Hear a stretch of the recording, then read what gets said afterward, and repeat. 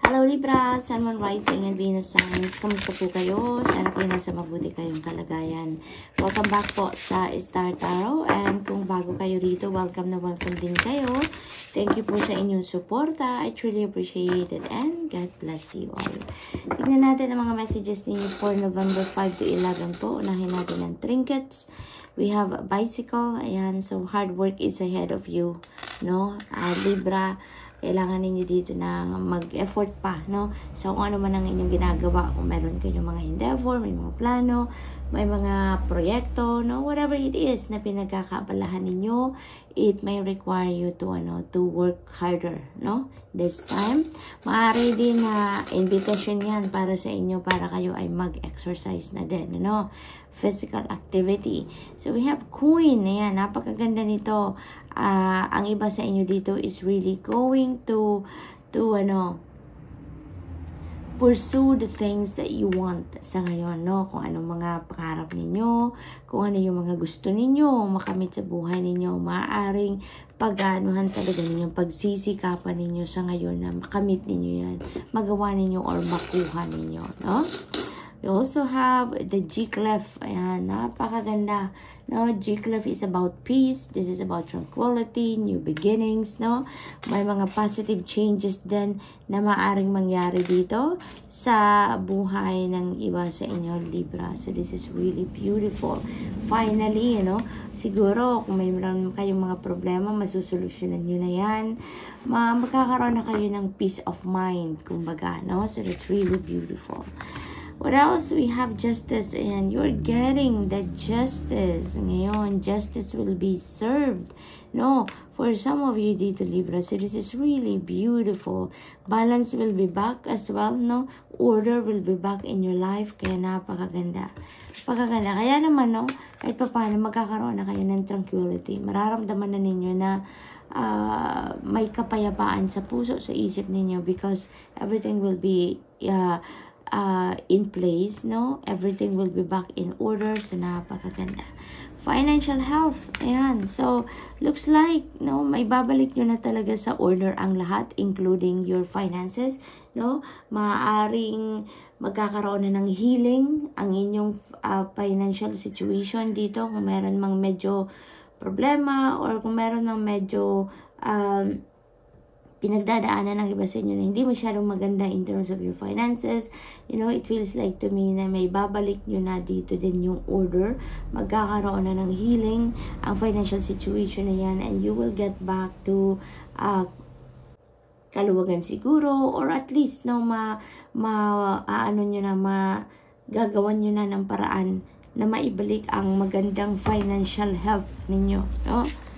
We have compassion. Ayan. So, maybe some of you needs some compassion right now. Or maaari din naman na you are going to be very compassionate around this time, Libra. No? Maaring kayo itong magbibigay ng compassion for other people. Maybe some people are needing your compassion towards them. Kaya maaring sa inyo din manggagaling yan. Yung compassion na yan. We have domestic harmony. Napakaganda nito, no? Magiging maayos na ang samahan, no? Sa pamilya. Magkakaroon ng magandang pagsasamahan, pagkakaintindihan, pagmamahalan, sa loob ng inyong pamilya. We have time out, number 37. Ayan, so maybe, you need to take some time out sa kung ano man ang inyong pinagkakabisihan sa ngayon, para makapag-recharge lang kayo, no? Para isip-isip muna kayo. It's time to reflect. It's time to do some kind of introspection dito, re-evaluation siguro ng mga nangyayari sa buhay ninyo nang sa gayon, no? Maisipan ninyo, mapa-figure out ninyo kung ano pa ang mga kailangan ninyong gawin, ano pa ang mga kailangan i-adjust or pagbabago, if there is anything that you need to do, no? Dito, kaya you will figure out everything kapag nag-take a breather kayo, pag nag-step ba kayo ng kahit konting oras lang doon sa inyong pinagkakabalahan, no? So, what else for Libra? We have relationship change. Ayan. So, may mga pagbabago, no? Dito sa inyong relationship. Maaaring yung ano yan, yung klase ng samahan or pakikipag-communicate. Maaari din ganon. Maaari din na meron ditong mga pagbabago sa inyong relationship. Like, siguro may mga tao dito na madadagdag, no? Maaring magkakaroon kayo ng bagong kaibigan or bagong karelasyon. Maaring ganun din ang ganap dyan for some of you. Ten of Pentacles, napakaganda in terms of family, no? Because this is about pamilya, no? This is about pamilya. Focus ang atensyon ng iba sa inyo dito, Libra, sa inyong pamilya, sa pagpo-provide ng kung ano ang kailangan ng pamilya. Maaring kayo, no? Yung sinasandalan, kayo yung nagpo-provide ng finances siguro para sa inyong pamilya. Maaaring ganun ang sitwasyon dito. This could also be about family. Maaari din na this is about financial security and stability, no? For yourself and also for the family, no? Maaring yun din ang focus ng iba sa inyo dito. Kung about naman financial future, no? Maaring ang iba sa inyo dito nakapag-establish na, no, ng inyong financial future.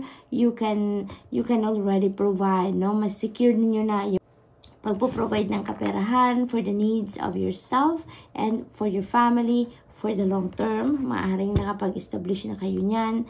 Maari din ang iba sa inyo dito, no, is discussing something about family matters, no? Maaring related yan sa kaperahan, sa negosyo, sa mana. Maaring nagdi-discuss na ang iba sa inyo about those things. We have Wheel of Fortune, napakaswerte ninyo. Libra, ngayon, no? Good luck and good fortune is on your side around this time, Libra. So, napakaganda. Magiging maayos ang lahat, no? Yung G-Club, sinasabi dito that there is positive change going on sa buhay ninyo. Yun din sinasabi niya, no, ni Wheel of Fortune. There's definitely going to have some changes sa buhay ninyo. At kung ano man ang mga pagbabagong ito na mangyayari sa buhay ninyo, that is going to create some positive changes, no? So, very optimistic ang mensahe na to sa inyo. Napakaganda kasi kung ano man yung mga, let's say for example, hindi masyadong kaganapan sa buhay ninyo, hindi masyadong maayos, no? Aayusin yan ngayon ng Divine Universe, because Wheel of Fortune is an energy of the divine rearranging itself, no? Yung universe is going to rearrange itself para maging maayos ang inyong sitwasyon, no? Kung dati nang maayos, mas magiging maayos pa yan, no? Kung hindi naman, magiging mas maayos na ngayon ang inyong sitwasyon, no? So, there's going to be changes, there are going to be movements, there are going to be surprises na mangyayari sa buhay ninyo ngayon, Libra, and it's going to create a beautiful change, positive change sa buhay ninyo, okay? What else? Final message ni Libra, Seven of Swords. Ayan. So, dito naman, maaari din na meron kayong, meron ditong, siguro kapamilya ninyo, karelasyon ninyo, kaibigan ninyo dito, na medyo siguro nagkaroon ng something na ginawa, let's say for example, pagsisinungaling, no? Maaring may kasinungalingang nangyari dito, at maaring yan ay sinisekreto sa inyo talaga, no? But eventually, you will find out, no? You will find out, or maybe around this time, no? Ma-find out nyo na kung ano man yung kasinungalingang ginawa sa inyo ng iyong kapamilya, ng yung person ninyo, or siguro kaibigan ninyo, no? Close friend ninyo, no?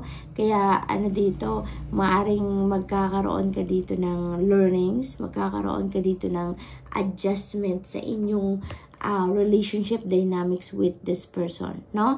So, maaring yung relationship change na ito, maaring dahil yan dyan sa madidiscover ninyong kasinungalingan or dishonesty na ginawa ng taong yan sa inyo, no? Mahal ninyo yan sa buhay, minahal ninyo ang taong yan. So, it could be, talaga, super kaibigan ninyo yan, or person ninyo, or kapamilya, no? Whatever the case may be. So, Libra, that's all I have for you for today. I hope nakatulong ang mga mensaheng ito in some way. Thank you for watching. Love and light. Namaste.